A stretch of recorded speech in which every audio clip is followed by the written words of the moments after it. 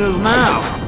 This isn't some lame-ass top 5 list, or hell, even a top 10. Shit, not even a top 15 has anything on this list. This is a top 16 list, because this time, I'm ranking each and every Star Fox 64 mission from worst to best. Truth be told, every Star Fox 64 mission is memorable for one reason or another, which is a big reason why this game has garnered its status as being one of the best games in the franchise for nearly 25 years. Does that make anyone else feel old? But anyhow, the attention to detail, combined with the enemies and bosses you encounter, as well as your annoying furry friends, have solidified this game in the hearts and minds of millions of gamers since its release in 1997. There are absolutely some stages that are better than others, but that still didn't make creating this list any easier. Several tough decisions later, and I was able to put together this list of all the Star Fox 64 missions ranging from the below average to the absolutely amazing. We got a lot of missions to cover, so let's go ahead and jump into our list with the worst Star Fox 64 mission, which happens to be Titania. Titania has you blasting away loosely scattered ships around a base you later find out has a bomb in it. This had the potential to be a pretty cool level, but instead it's just kind of boring given the limited action that takes place in it. Eventually, Starwolf and gang crash the party, but other than it being the earliest opportunity for you to do combat with his squad, there really isn't anything else memorable or great about Titania. Luckily, it's over and done with quickly, and you get to move on to bigger and better missions like the next one on our list. Well, not much better than Titania. Bulls has you taking out a shield generator on a massive satellite orbiting Venom right before you take on Andros. Unfortunately, Bulls is kind of a bland mission compared to the other missions in Star Fox 64, both visually and in terms of what happens. Like Titania, Starwolf, Pigma, Leon, and Andrew make things slightly more interesting once they show up, but sadly, you'll be kicking their asses just as fast as you did on the aforementioned mission. Eventually, you frag the 4 of them and complete the mission by shooting a giant satellite penis, causing it to explode.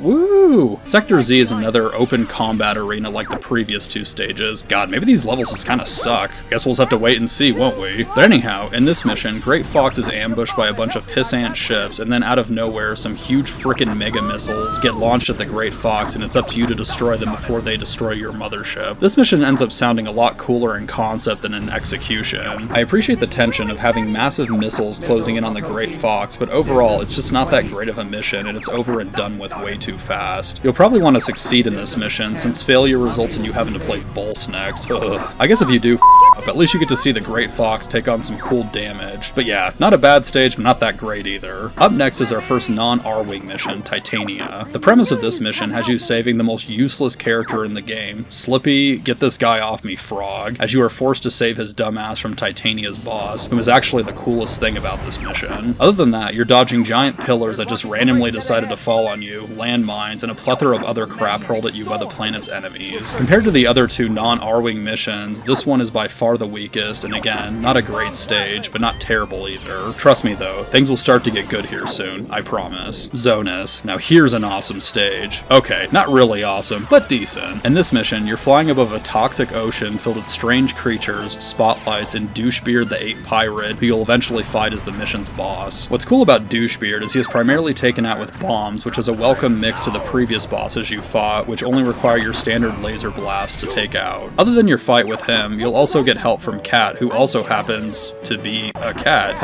That's some grade A creativity there, Nintendo. Yep. But yeah, this level is pretty cool, but it's no match for our next mission. Sector X, now we're talking. I mean, it gets brownie points just for having a kick-ass name, but Sector X has you navigating through the ruins of a destroyed base, and also is one of several stages that allows you to take branching paths. One path leads to the mission's boss, who is a giant psychotic AI, and the other being the less impressive trippy warp zone drug trip like the one you took on Meteo. Fun fact, Star Fox is really the acid trip of astronaut Neil Armstrong in the 1960s during one of his space missions. Okay, kidding, but cringe video game fan theories aside, Sector X is fun as hell and definitely an above average mission. Our next mission has you blowing shit up on the sun itself. Yep, in Solar your ship is literally being baked while you're trying to stay alive by blowing up molten lava rocks to get rings and destroying the creatures that call this star home. The mechanic of continuously taking damage and having to manage your altitude to mitigate this makes this a pretty interesting, intense mission to play through. And then you get to the final boss, who frickin' bleeds meatballs. I mean, what the hell is going on here? Okay, this game is weird, but moving on. Venom II. I know, the true final mission in this game is only halfway up this list, but before you rage downvote this video, hear me out for a sec. Okay, so you're about to fight Andros, the menace who has gotten in your way throughout the entire game. You just finished blasting through his massive space fleet in the awesome Sector 6 mission, and now you're just right at his front door almost completely unopposed? I mean, what? I feel like Venom 2 and Venom 1 should have been swapped given the amount of resistance you face on Venom 1 only to fight a Chinese bootleg Andros. But nope, you were literally right there at the entrance of his lair. Luckily for Andros and for you as the player, you have Starwolf and his band of misfits to take on again. Unlike the previous two missions where you can encounter these foes, they are actually a legit challenge this time. This makes for the best dogfighting in the game, and a mostly fitting preface to the game's final boss Andros, who is pretty challenging himself. You also have the satisfaction of knowing that you really beat the game this time. It's just too bad that the real final stage isn't the best mission in this incredible N64 classic. You either love it or hate it, but I think it's pretty damn cool. Aquas is the one and only stage that has you piloting the Blue Marine sub designed by Slippy. Oh shit. Luckily, with the right skills you can still survive in something that might as well have been built by blind first graders, but Aquas is still a pretty challenging stage. It's also one of the coolest in terms of enemies and the mission's final boss, who is a giant killer clam. Piloting the Blue Marine grants you unlimited bombs, which gives you a unique mode of gameplay that is not seen again throughout the rest of Star Fox 64. There's no doubt that your time on Aquas will be memorable, and for me, it's a stage I always look forward to playing. It's definitely a unique experience, and one that really highlights the diverse gameplay in Star Fox 64. It seems like only yesterday when we were just talking about the slightly inferior Venom 2. Oh yeah, it was like 30 seconds ago. But yet, Venom 1 is cooler than Venom 2, given you're actually given a large wave of enemies thrown at you, and also a sub-boss which is barely seen anywhere else in the game. Venom 1 just looks awesome too, with all its cool architecture and various other obstacles you and your team of furry pals will need to dodge in order to get to Andros in the mission's finale. Oh yeah, it's not really Andros, but hey, at least 8-year-old you thought it was until you stopped sucking at video games and you were able to get to the real Andros in Venom 2. But as said before, Venom 1 just has way more going for it, and that's why it ranks higher than its much harder brethren Venom 2. Maybe the most memorable stage in all of Star Fox 64 is the one having you navigate through a massive asteroid belt of big, small, and medium-sized asteroids while having enemies fly at you from all directions. This stage is fun as hell and is worth sucking on Corneria just to play. Like Corneria, this mission has you picking one of two paths to accomplish the mission as well, one of which has you battling another primate in another massive spacecraft, and the other being every 90s kid's first preview of what taking drugs is like. We all remember making it through those warp points and ending up in this trippy fourth wall breaking fantasy land with tons of ships and asteroids to blast to hell. It might be one of the first stages, but it's also absolutely one of the best as well. Maybe more than any other mission in this game, Area 6 has you feeling like you're fighting the might of Andros' fleet, as you're almost constantly being attacked by a wave of fighters, gunships, transports, and these weird shits that look like big tops. Area 6 is also the most challenging stage in the game, especially if you're trying to get the mission's medal with 300 kills. Ugh, yikes. There's no doubt that a link between Star Wars and Star Fox exists as well, and this mission actually makes you feel like you're fighting in the Battle of Endor, which is really cool. Now with all of that said, how could any stage be better?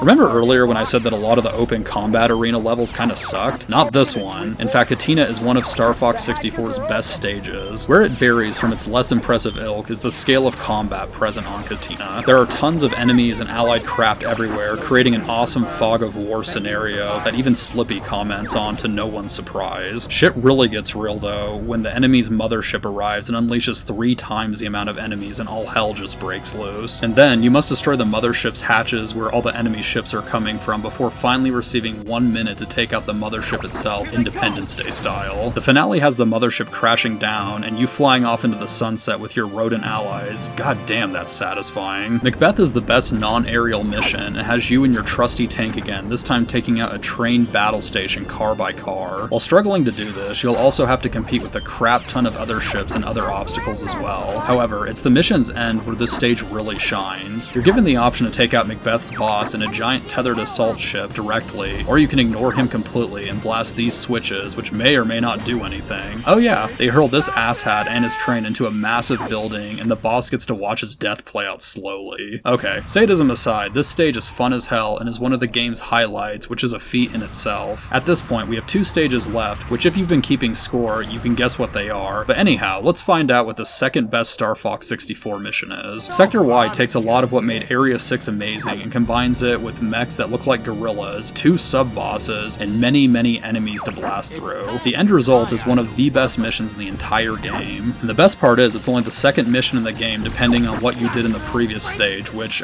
may or may not be on this list still. Hey, you don't know. But despite how great Meteor was, Sector Y will absolutely have you doing certain things in another stage that you may have played. Oh, screw it. Number 1 stage in Star Fox 64 is Corneria, the game's first stage. There. Yep, it all goes downhill after Corneria. Rest of the game sucks. Either reluctantly save Falco and fly under some rock arches, or don't and fight this moron. After that, just turn the game off, end of story. Okay, kidding aside, Corneria is forever burned into the hearts and minds of every kid who played this game for the first time back in the day, and even years later as we fire up our N64s and 3DSs and start a new adventure to save the galaxy from the evil Andross. This mission is just excellent. Even though you're just learning the ropes in this stage, you also have various secrets and tricky maneuvers to pull off as you're given multiple paths to take. This level literally allows you to experience nearly everything that this game has to offer in just one stage, and playing through Corneria always gets me pumped to play through the rest of the game. For all these reasons, and just how nostalgic this game is for every Star Fox 64 fan, it gets the well-deserved number 1 spot as the first and best stage in Star Fox 64. So those are my rankings. How would you rank the missions? Which stages do you love or hate? Tell me how absolutely wrong I am about Aquas. Just comment and let's get a conversation going. Until next time, this is Wiggle signing off. Take care out there, everyone.